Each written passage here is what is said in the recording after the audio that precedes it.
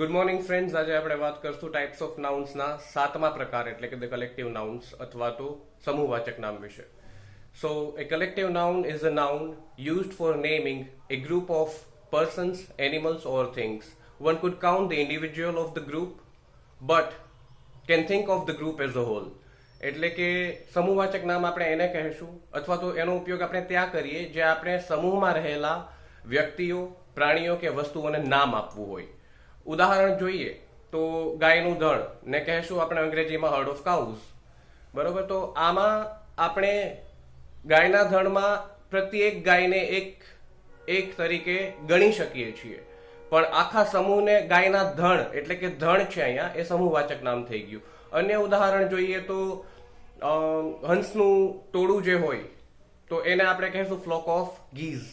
બરોબર, સિંહ પરિવારને આપણે શું કહેશું તો કે પ્રાઇડ ઓફ લાયન. આવું અન્ય કોઈ ઉદાહરણ જો તમને ખ્યાલમાં હોય ગુજરાતી અથવા તો અંગ્રેજીમાં તો મને કમેન્ટ સેક્શનમાં જરૂરથી કહેજો. Thank you for watching grammar for good juice. ફરી મળીશું આપણે નેક્સ્ટ વિડીયોમાં. Have a good day.